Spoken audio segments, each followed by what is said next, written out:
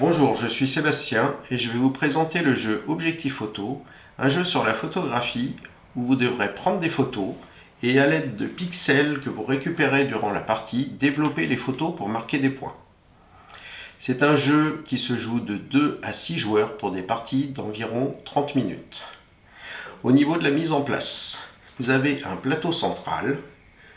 Sur ce plateau central, nous aurons une pioche et une rivière de cartes qui sera de X nombre de joueurs plus 2 cartes. La présente partie est une partie à 4 joueurs. Dans la rivière, il y a donc 6 cartes.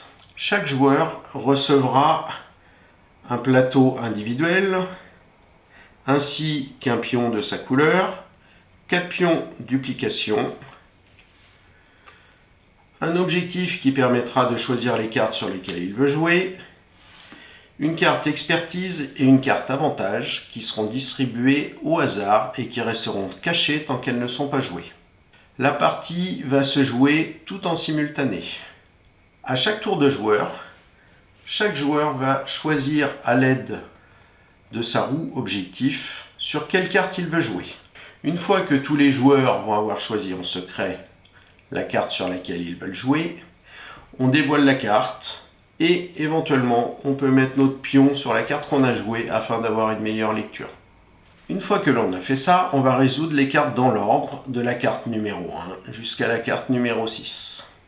Comme on peut voir, sur chaque carte, il y a 2 parties. Une partie en haut, une partie en bas. Lorsque l'on sera tout seul à avoir choisi une carte, dans ce cas, nous aurons le droit de jouer soit la partie du haut, soit la partie du bas. Si nous sommes plusieurs sur une carte, nous devrons jouer uniquement la partie du bas, qui en règle générale est moins intéressante. Voilà comment se passe un tour de jeu. Nous allons enchaîner les tours de jeu jusqu'à ce qu'un joueur ait 30 points. Dès que ce joueur a 30 points, la partie se termine et à ce moment-là, on dévoilera notre carte expertise qui nous rapportera des points supplémentaires. Le joueur qui a le plus de points gagne la partie. Je vais maintenant vous présenter les différentes cartes qu'il y a dans le jeu. Nous avons des cartes photo noir et blanc. Ces cartes rapportent 4 points une fois développées. Lorsque l'on prend la carte photo, donc si on est tout seul dessus, nous pourrons soit la mettre sous notre plateau de jeu, on considérera que c'est notre carte SD de sauvegarde de photo, soit nous avons déjà récupéré des pixels et à ce moment-là, nous pourrons dépenser les pixels pour directement la développer et la mettre au-dessus de notre plateau de jeu et cette carte nous rapportera les points. Les cartes noir et blanc ont besoin d'un pixel noir, un pixel gris, un pixel blanc afin d'être développées et elles rapporteront 4 points. Nous avons les cartes sépia qui fonctionnent de la même façon que les cartes noir et blanc, à la différence que les cartes sépia auront besoin d'un cube blanc, d'un cube noir, d'un cube gris et d'un cube jaune pour être développées. Elles rapporteront 6 points. Les cartes couleurs, toujours le même principe que les noirs et blancs et les sépia.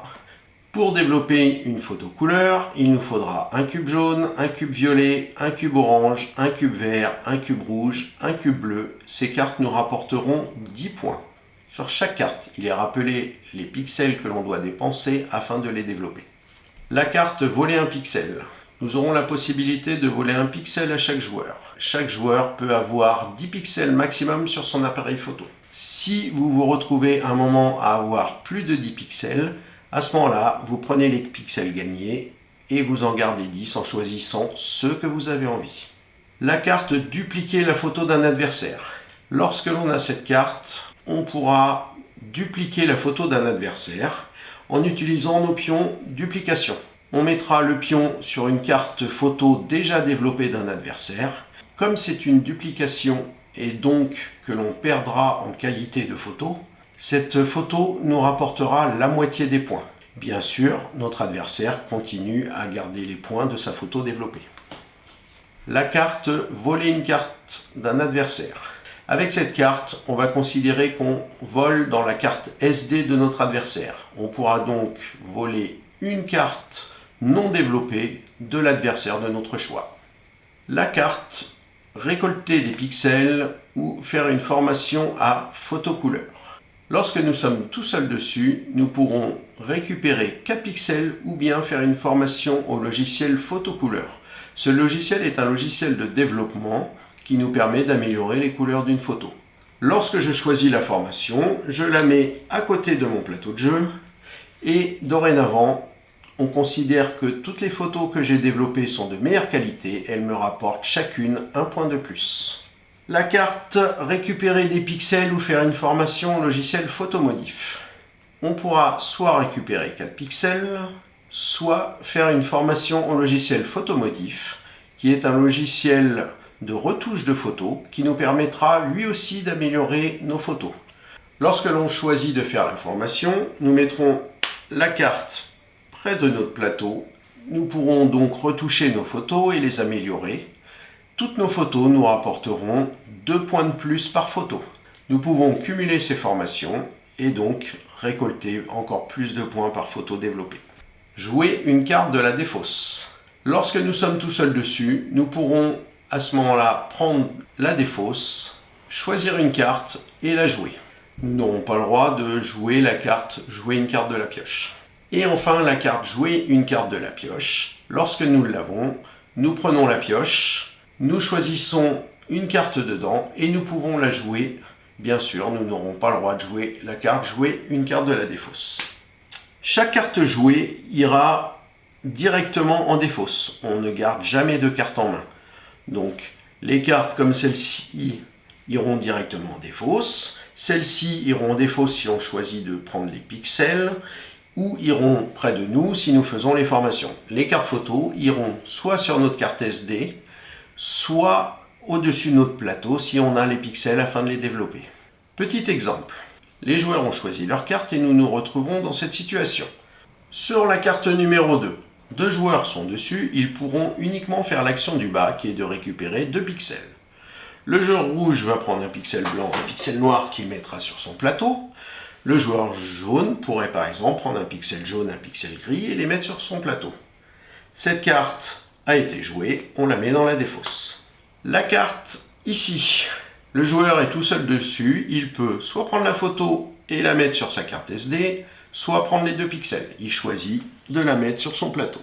La carte numéro 5, le joueur rose est tout seul dessus, il peut soit voler la carte d'un adversaire, soit prendre les 2 pixels. Il va choisir de voler la carte d'un adversaire, il pourra voler la carte non développée du joueur vert et la mettre sur sa carte SD afin de la développer plus tard. Le tour étant fini, on enlève la dernière carte qui n'a pas été jouée. On repousse les 2 cartes qui restent. On reforme la rivière à 6 cartes.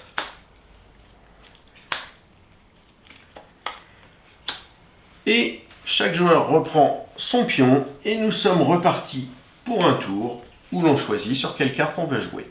Voilà pour l'explication des règles. Dernière chose à expliquer, chaque joueur a une carte avantage.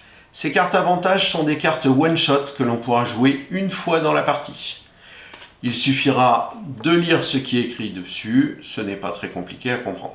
Puis, chaque joueur a aussi une carte expertise. Ces cartes nous donnent un domaine où nous sommes experts. Donc, ils nous rapporteront des points une fois la partie terminée. Chaque joueur révélera sa carte et rajoutera les points qu'elle lui permet de gagner. Le joueur ayant le plus de points gagne la partie. Quelques petites variantes.